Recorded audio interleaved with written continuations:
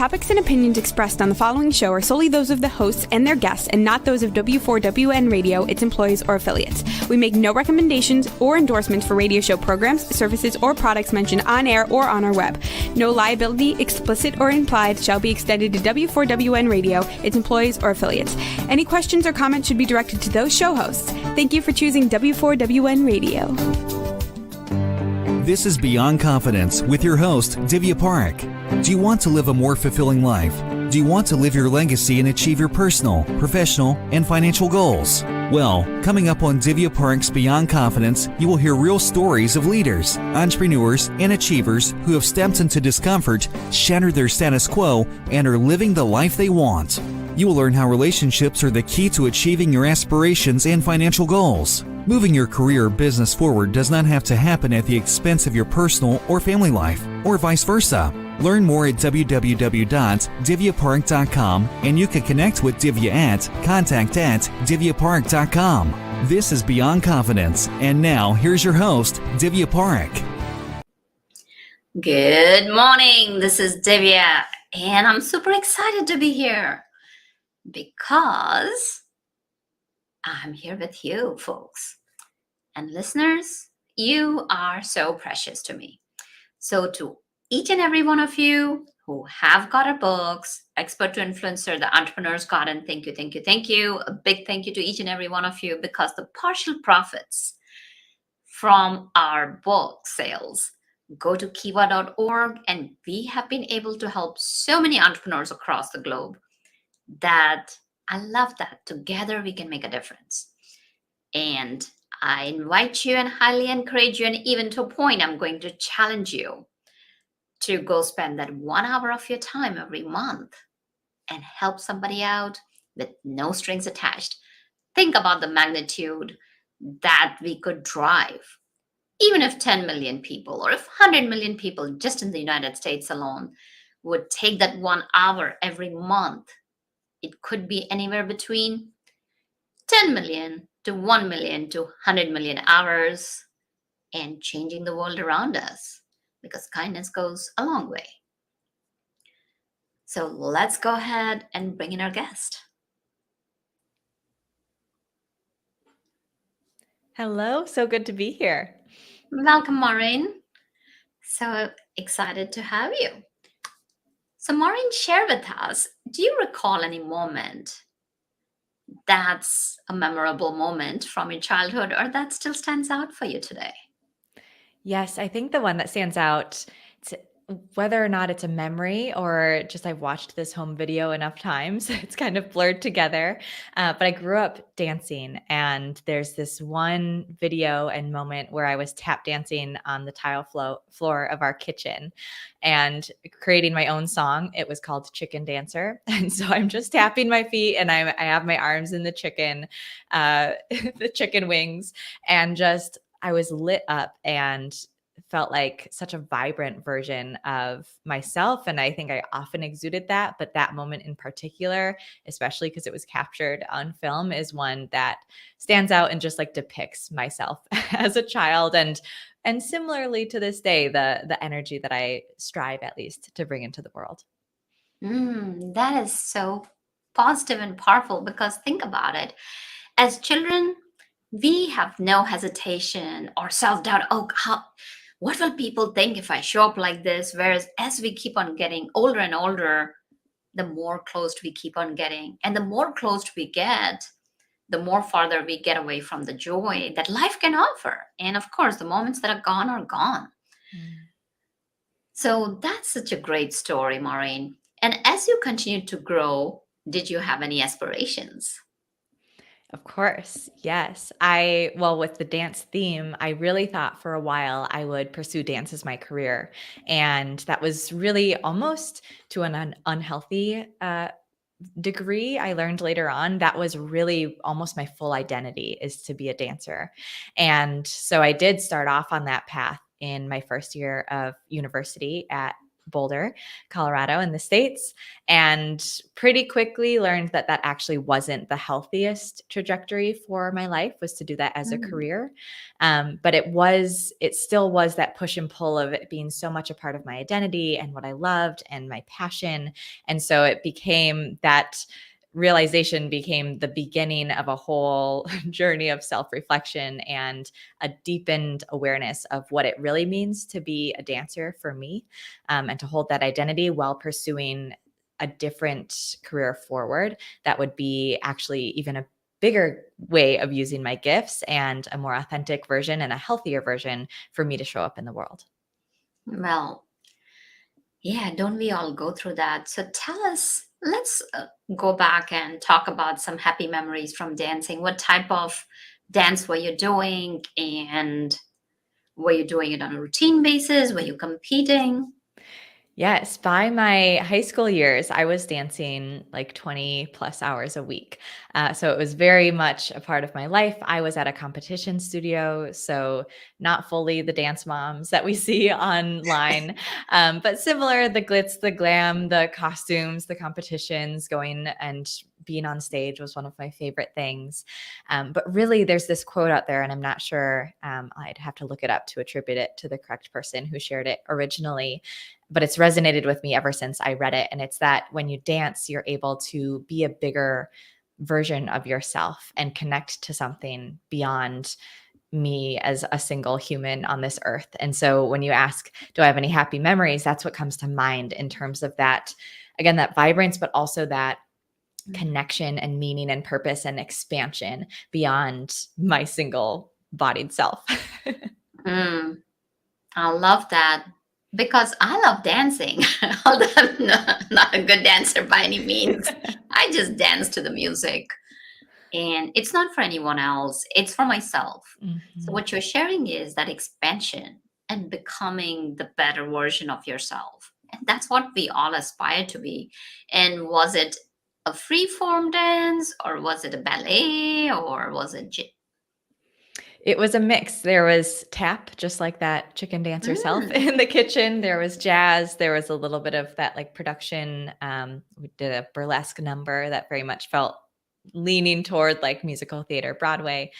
Um, Ballet is the underpinning of many forms. And once I got to university, I picked up more modern dance, which was never my favorite, but it was a useful tool to expand my skill set anyway. how fun. I've tried learning to do tap dance because I love it, just the rhythm and all that, using YouTube. And I gotta say that can sing a tune, can dance a beat. So, Well, I love that you're trying though. I think I mean, we don't often label that as courageous, but it really is courageous to just try something new because it puts us so out of our comfort zone most of the time. well, it's within the confines of my home. So I don't know what I would feel like if I were to be up on the stage. And I think so most people would leave the auditorium most likely. We did not pay to come see this. But that said, going back to dance or sports or arts, or for that matter, anything in life, it brings discipline, it brings dedication. So as you did your journey, so yes, on one side it became your identity, and at the same time, I'm sure it taught you a lot of lessons and built in your character. So if you were to describe all those, how would you do that? Yeah, I think, well, later on in my journey, I ended up studying evaluation in graduate school and worked specifically with youth programs in the LA school district. And I talk about that because in those studies, I really looked at, and as a team, we looked at the transferable skills that youth learn in sports and after school activities. So in the journey itself of me being a dancer growing up, I may not have been so aware, but especially, with time, just realizing that, and then especially during the eval years when I was actually working with youth programs and seeing the research side of this. There's absolutely a transfer of skills that happens. And oftentimes at a deeper layer, because we're not just learning about them in a textbook or being told about them by others or by our parents or by teachers who sometimes during youth we're a little hesitant to fully listen to. We're actually embodying them. So for me, dance, I think one of the biggest things in terms of character that comes to mind is that confidence. And I think in part that came a little naturally, back to the chicken dancer. We'll bring that throughout the whole show today. I did have that ability to stand up on stage. I don't really remember a time when I was scared to do that. And I know many kids that is intimidating to get up on stage. So part of that was just my personality, but also, of course, being vulnerable on stage, making mistakes, being able to get back in the spotlight even after that, built this sense of confidence, not just out of perfection or out of, I can be confident because I'm good, but also I can be confident because I can make mistakes and return to the stage and return to the studio and do it again and try again and continue learning. So confidence, I think, is one of the big things. And then also in kind of a indirect way was that building of who I am really authentically. And I know that word authenticity gets thrown around a lot these days. But back to the concept of I had really identified fully as a dancer, and that was it. When that was shaken, it was very unsettling, but it allowed me to take a deeper look and say, yes, I'm a dancer. And also I am all these other things. And I wouldn't have had that journey, at least in this way, to be able to see the full breadth of who I am and what I can offer to the world and how I connect with others and how others perceive me, had I not had that journey from being wholly just a dancer, in quotes, in my mind at least, to actually having a hard look at, okay, what else am I as well? Absolutely. And you mentioned that dance became my identity. Mm-hmm. And when you say that, give us a little more context around it and expand on it, because there's so many people. It could be simple as they identify with their job. Mm-hmm. And what did it mean for you? Yeah. I think this is such an important conversation, and you're bringing it to for all the listeners and for everyone to think of, what are we identifying with so much that it becomes almost this visceral, it's all I've got. And it becomes this really powerful story in our minds that isn't necessarily bad, but can be a slippery slope if that's the only thing that we're seeing. So for me, to get more specific about that, it really became this, this is who I am, and this is what I love, and this is what I'm most passionate about. And therefore, the story was built that I will do anything to keep this in my life and to make this my entire life and to make this my career. It turned into my career, but also at the sacrifice of friendships and relationships and my academic abilities. Not necessarily that I was putting that I was always a great student, but there was this deep desire. I almost hesitate to use the word desire, because I think desire can be such a beautiful thing. It was this aching or this need to pursue it with everything I had. And that got very tunnel visioned and led to mental illness and led to really putting just my whole self in an unhealthy way toward this thing that was no longer, I could justify it by saying it's my passion, it's what I love, it's where I'm most alive. But when it gets to that tunnel visioned point, when there isn't the holistic perspective anymore, that's when it becomes a little too much, a little too consuming. And I think all of us, especially I've heard this a lot with my clients and just in the world, looking at the last 2 years working from home and what that does. I think people have kind of swung to one extreme or the other, either leaving work completely or work kind of becomes everything and it's all consuming. And then we lose the full perspective of everything else that we are and we bring to the world and our worth, not just in what we're producing, but also in all the other different ways that we're worthy and amazing as humans. And so it's that identity piece I speak to is really the tunnel vision. It was my sole focus. I think it can still be a part of my identity, but back when it wasn't feeling healthy, it was everything. Hmm. Thank you for being so open and sharing about it. Now, I'm sure you've heard that so many people say that if you're passionate about something, give it your all, do what it takes to achieve that success. So, what would you say is the difference between when that's being said versus what you're referencing is about having that tunnel vision? Mm, yes. Well, this is really important. And for all of us to differentiate and define for ourselves, because of course we all have different personality types. We all have different ways of finding our own balance. And only you as an individual can figure what that is for yourself. So that quote, for instance, of like, if it's your passion, go all for it, is wonderful and really helpful, especially for someone who's been hesitant to go for something that they're really passionate about and who isn't giving themselves space to dream and to be and to step into their, their fullest self, or that dream that they have, and take a risk and go for it. Then that quote, like, latch onto it, write it on your whiteboard, use it to your advantage. But for someone who's already going for something, I think of myself back in when dance was becoming an unhealthy obsession. That quote I could latch onto and justify unhealthy behaviors and imbalance. And so it's checking in with, is this serving me? That's a coaching question I use all the time with clients of, is this serving me? Is this really serving me?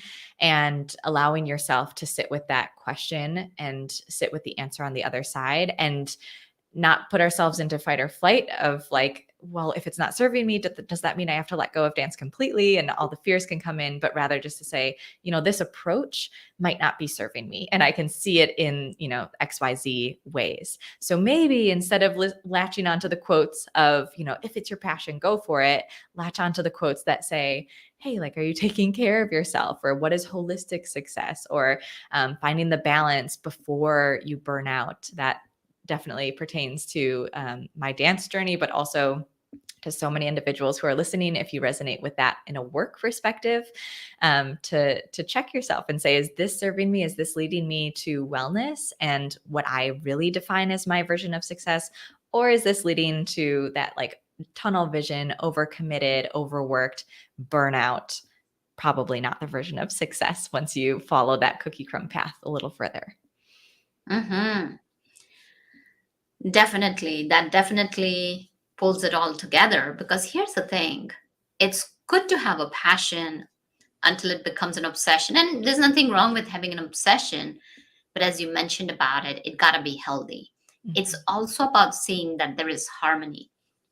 And when we talk about passion, and here's what I'll say, I'm super passionate about a couple of things. So, for example, coaching, I'm passionate about helping people.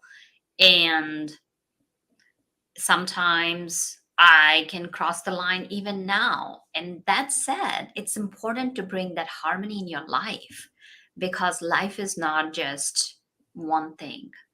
It is also your health. It's also people that live around you. And there's nothing wrong with having healthy passions. It's finding that harmony and balance. Because when you're in harmony, things will flow. It will not be that, like, one gotta give for other to survive, or one gotta be sacrificed for other to thrive. That's the dance. I always go back to, we can go back to symphony, which is an orchestra, right? Think about it. There's so many musicians coming together and playing that symphony. Or for that matter, think about any like dance troops, or for that matter, synchronization in swimming or sports team when they're playing, all of them coming together and winning as a team. So what you brought up was very important point, and so important to kind of reflect upon it. So as you continued, tell us, what was it that made you realize that I got to make a decision to change things? What was that turning point in your life? Yeah, there was a very specific moment, and I even found this picture the other day of that moment. And it was at CU Boulder. So I was dancing. I was a dance major. I was still trying to head down that pathway all in, very much all in. And I wasn't well. I wasn't balanced. I wasn't healthy. I wasn't taking care of my mental health, my spiritual health, my physical health, because I was trying to sacrifice it all for this dance vision. And we were about to go on for a show for our semester's end in December, and dance on the stage. It's my favorite thing of all time. And I felt so unwell that I wasn't able, I feared that I wouldn't be able to dance on the stage. And so it was this moment I went into the locker room and I just cried. And some of my best dance girlfriends who I had met at Boulder were asking me what's wrong. And I just wasn't able to tell them yet. I hadn't fully come to terms with it.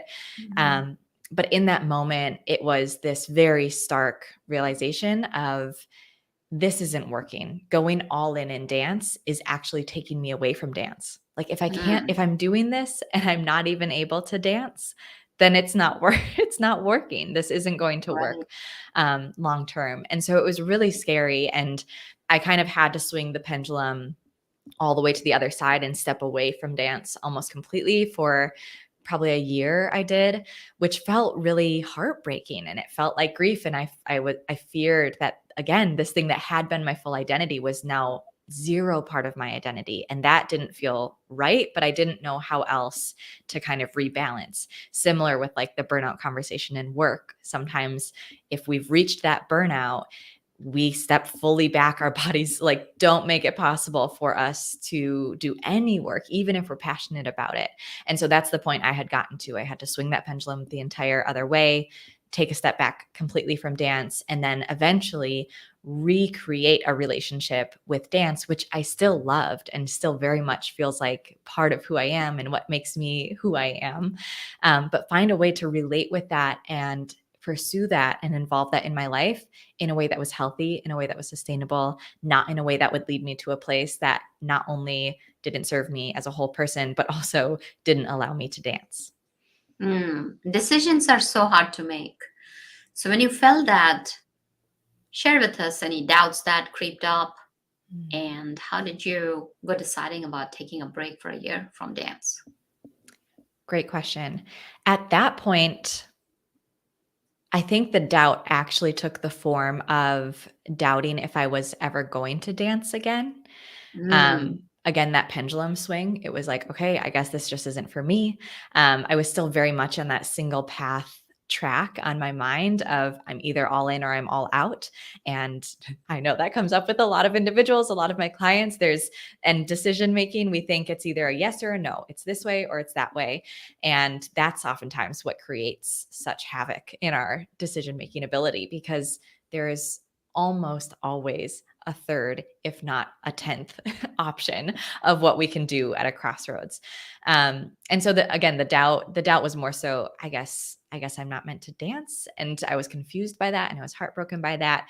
But it had really been such, one of my original life coach mentors, she said, it's the 2x4 across the face. It's like, it was such a hard hit that I wasn't well, and I wasn't able to continue down that specific path anyway, that there wasn't actually doubt in the decision to take a break from dance.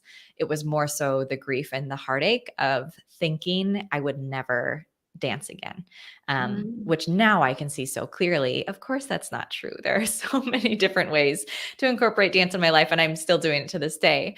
But in the moment, yeah, there was clarity about not doing it that specific way, and then there was just doubt of how I could do it a different way, because I didn't know a different way at that point. Well, hindsight is always 2020. So as you moved through your college journey, and you mentioned that you did evaluation, and so tell us a little bit about that, and where has your life led you until now? Yes. So after dance at Boulder, I was looking for a smaller school and just a change of pace, go more the academic route, which I mentioned I had always been good at. So that was a good kind of fallback plan, and come a little closer to home. So I finished up my undergrad at the University of St. Thomas in Minnesota, and dabbled in a few things, eventually landed with psychology as my major and loved it, and especially loved the specific field of psychology, which is positive psychology. I studied abroad in Denmark for a year and took a positive psychology class there and just fell in love with this perspective of helping to foster what's good and be proactive about things rather than curing or trying to fix once things have already gone awry, which is kind of the traditional psychology route in most cases. They're starting to blend together, which is very exciting.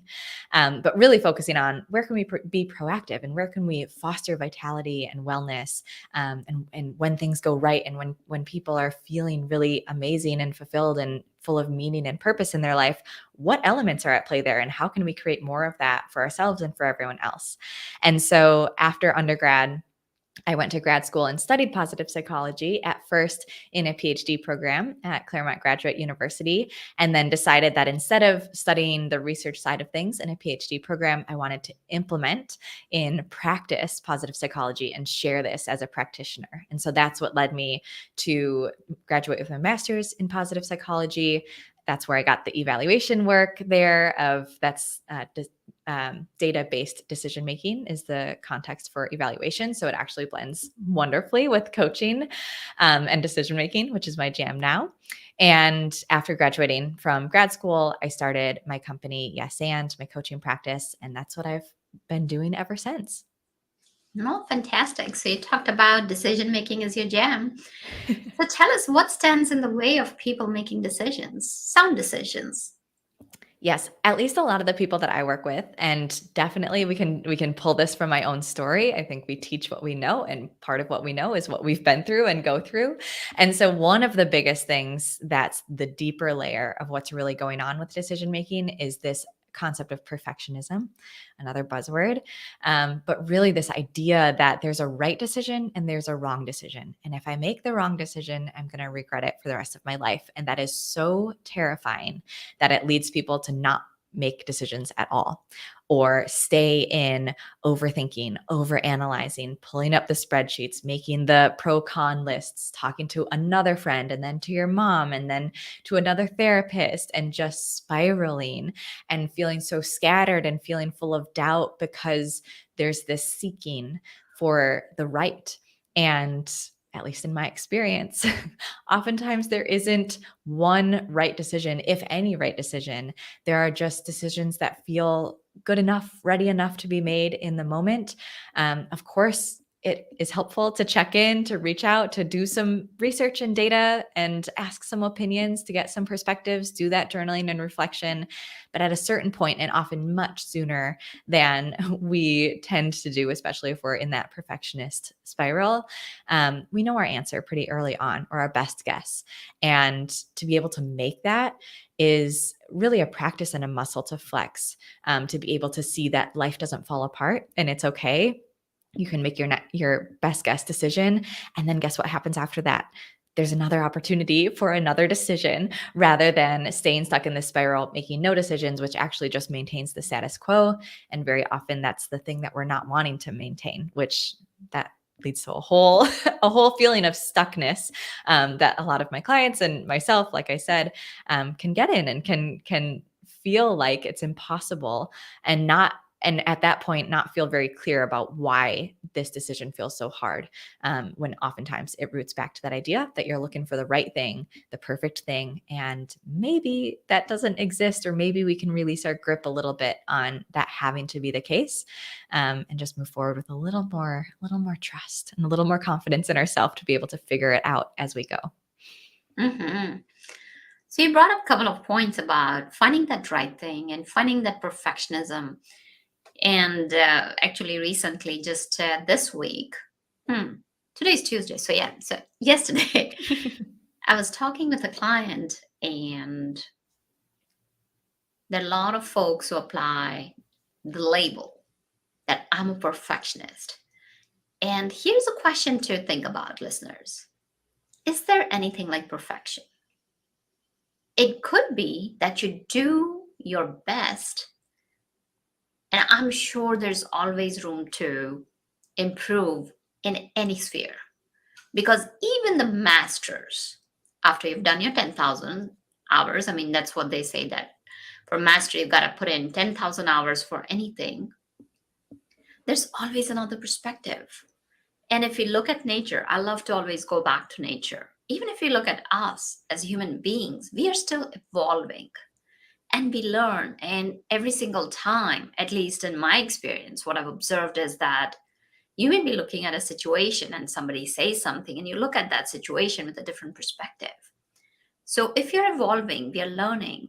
So one of the questions to ask is there anything like perfection?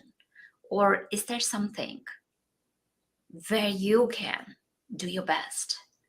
How does it look like in that given moment?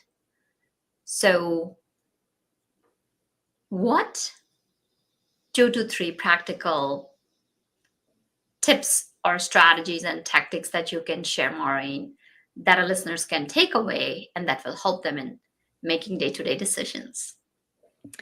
Yes, I love the metaphor. I use this all the time. So if any of my clients are listening, you'll know exactly what I'm talking about. But that concept of starting with the light weights. So if anyone has been to a gym or has seen anyone else go to the gym for the first time or just starting out a fitness journey, we're not going to expect them to walk up to the dumbbells and pick the 100-pound dumbbell weight. Maybe never will they pick up a 100-pound dumbbell weight. And yet, for some reason, we expect ourselves in situations to pick up the metaphorical 100-pound dumbbell. So when we're in this conversation of decision making, we think, okay, I have to start with the biggest decision on my mind right now and make that one in a quote unquote better way, and like ditch this whole perfection thing. And Marin says this is how it's supposed to be. And so we start with that, the heaviest thing in our life. And instead, the first practical tip I will share is to find your lightweight.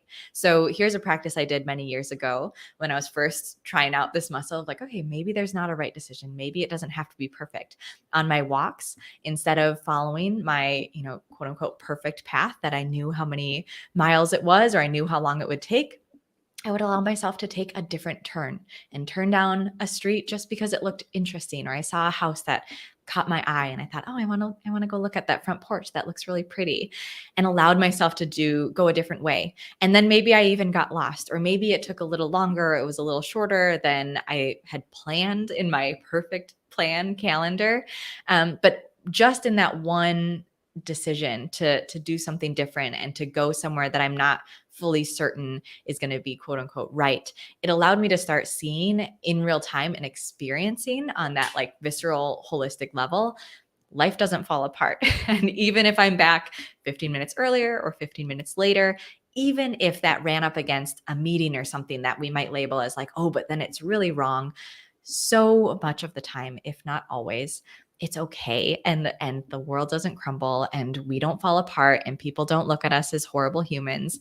And those are the stories that can get going in our mind of why we have to stay perfect and continue to find the right decision. So find a really lightweight in your life. Where can I practice this concept of being good enough, of making a good enough choice, of taking my best guess, even if it's not perfect or planned or right, those kind of traditional ways that we feel comfortable in, and use that lightweight and practice it, and just pay attention on the other side of those micro decisions. How did that feel? What happened in my life? And eventually, just like in the gym metaphor, you can start leveling up a little bit, going to a little bit heavier weight, and in time being able to approach even the biggest kind of most weighty life decisions from that place of more trust and more just breath in your ability to take your best guess. The other practical tip is some of my favorite questions. I already shared one today. And that's the question of, is this serving me?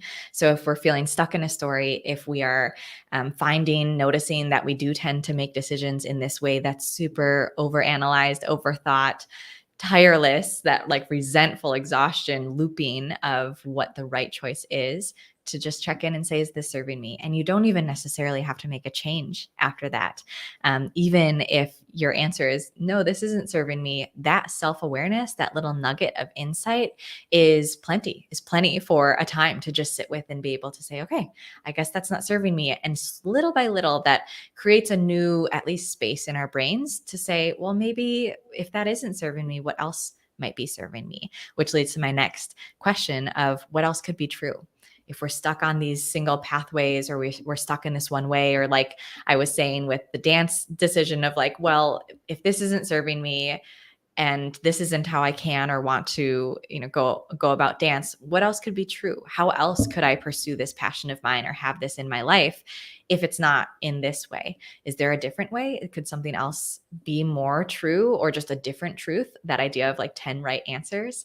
And that opens our brains and our perspective to see other possibilities that we might not naturally be drawn to, just because they aren't what we've been practicing for most of our life. Powerful. So what I'm hearing is that be open, invite a sense of curiosity, because if you have curiosity, you can go on an adventure every single day. And of course, adventures are exciting, and they don't have to be big adventures that will push you to the edge. It's about just kind of taking those baby steps. And then secondly, as you talked about questions, is asking those questions.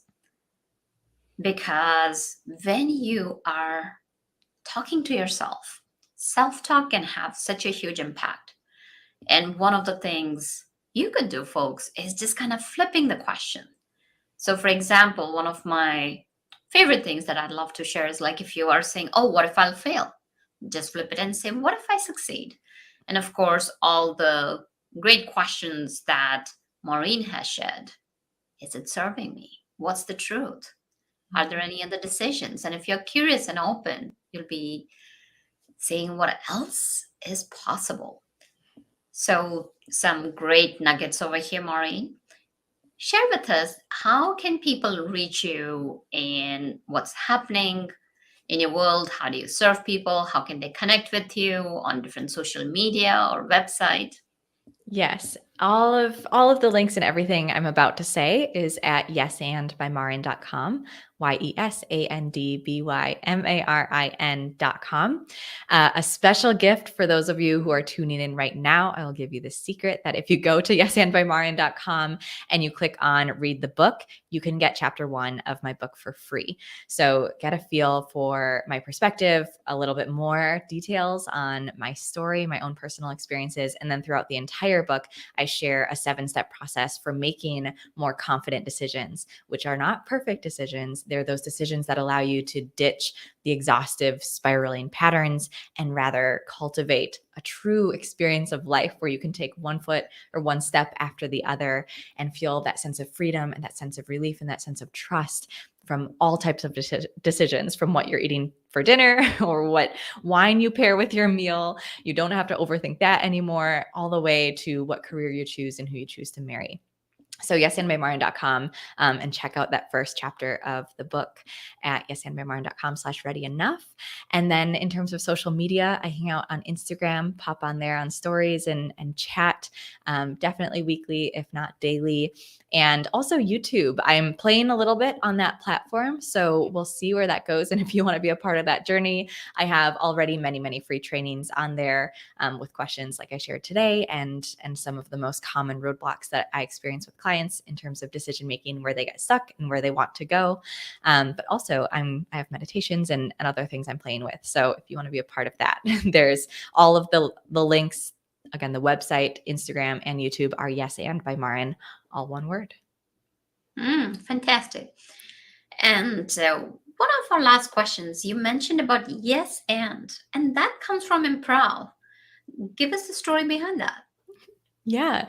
Yes, and does come from improv. And ironically, I was first introduced to it through my life coach training, my life coach certification. So my mentor at the time taught us this concept of yes and, which she had learned from improv, as a way to experience what coaching is.